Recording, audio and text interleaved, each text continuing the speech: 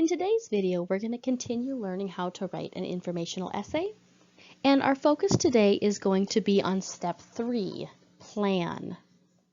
So let me grab my highlighter. There we go. So for this step, it's all about building an outline that includes your thesis statement, your subtopics, and your key details. Basically, you're planning out the important stuff you want to make sure and say in your essay. Now, in the last video, we went over how to research, and I just want to review that because I'm not starting from scratch when I get to this next step. I'm building off of the research step. In the research step before, we knew we were figuring out the topics and the thesis statement. And so I used the bubble map strategy, and I thought about my sources, and I read through, and I thought about different things that I could teach. And by the end of this step, I had built a thesis statement. So in looking at all of that, I realized that my big idea was that pizza is really popular in the US. And then I also realized that there were 3 big ideas I wanted to teach. I wanted to teach about the different types of pizza. I wanted to teach about how pizza became popular in the US. And I wanted to teach about how pizza makes a lot of money. It's big business here in the US. So by the end of last video, I had built a thesis statement.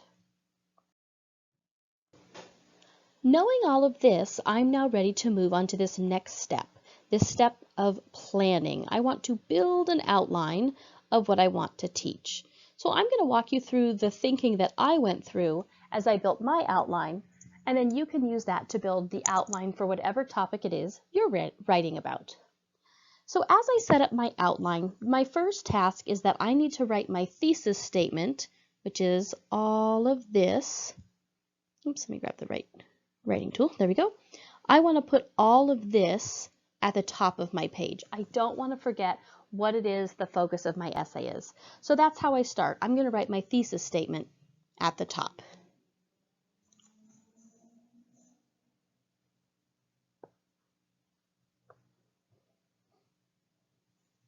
Let's see if I can get it to work.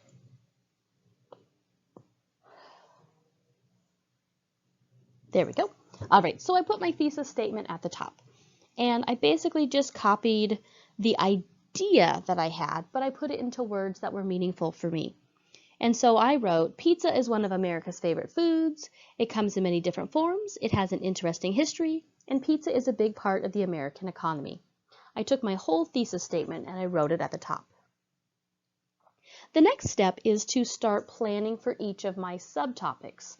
And I've numbered those already here in my thesis statement. I've got subtopic 1, that one's about different types of pizza.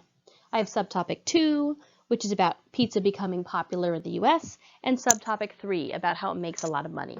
So my next step will be here at the top of my notes, I'm going to write my first claim. Actually, instead of calling it a claim, let's call it a topic. There we go. My first topic. And the first topic was there are many different types of pizza. Now that I have my topic sentence idea written down, I need to go looking for key details. I need facts that help me teach this idea. So my job is to go back into my sources and start looking for facts about my topic. So since my topic is about many different types of pizza, I went into one of my sources that talked about different types of pizza, and I started looking for information I could use to teach. And here was the first fact I found. Oops, I've got 2 of them. My first fact that I found was that there are 2 main types of pizza. They talked about a couple other ones, but that's more specific than I want to get. I just want to talk about the 2 main types. And so I wrote that down. 2 main types of pizza, pan crust and deep dish. And then this is important too. I wrote, oops, let me use my highlighter. I wrote down the source at the end. Sorry. So that when I get ready to build my essay, I know what source to cite for that one. And then there was another thing I wanted to talk about was when deep dish pizza started and how it gets made. So I included a detail about that. And that was also from source 1, so I wrote that. So I found 2 details, and then I thought, what else do I need to teach? And I realized I need some really concrete information about what deep dish pizza is. I don't think my average reader will just understand it. and I don't understand it well enough to just talk about it in my elaboration. I need some facts about deep dish pizza. So I went back into my source and I found this piece of information.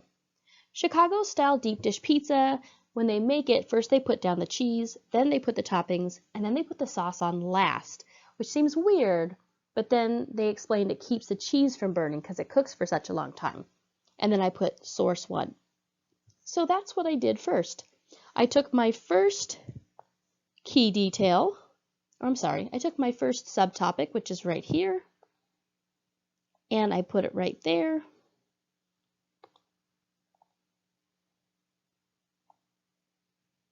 And then I found key details that support it from my sources.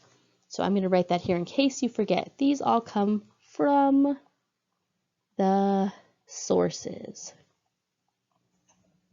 Once I finished writing down my subtopic for my first body paragraph, and I found at least 3 key details that I could use to teach that topic, I moved on to my next subtopic.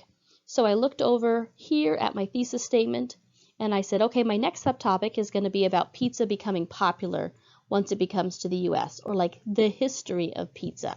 And so then I wrote that on my outline. Now mine says C, it should say T for topic sentence 2. And then I went back into my sources again, and I found these facts. I actually found 4 facts because I really liked them. I know I needed at least 3 facts to be my key details, but sometimes you find lots of good ones and you want an extra one. Again, all these key details came from the sources. I didn't make up any of these. These all came from the sources. And notice, as I wrote them down, I made sure at the end to write what source they came from. Now, I've had kids in the past ask me, is it allowed to have all the key details for one of your paragraphs all come from the same source? It is allowed. Sometimes it just happens that way. That's what's happening in this essay. All my details for the first body paragraph came from source 1.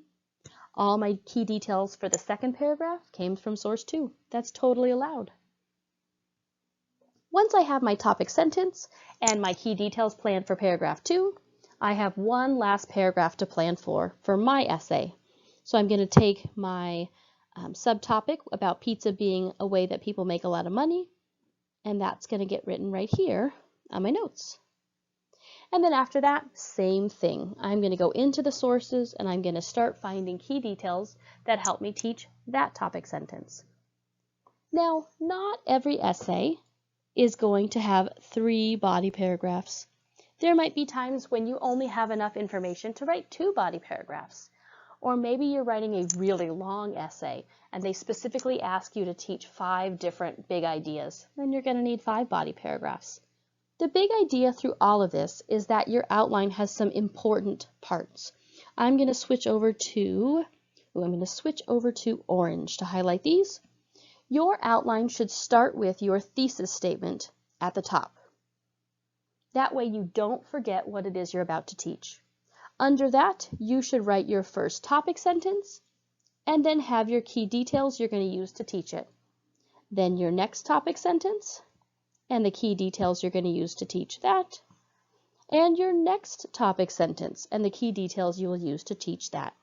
You just repeat this structure until you have all the key details and topic sentences that you plan to use in your essay planned out. That's how you create an outline for informational writing.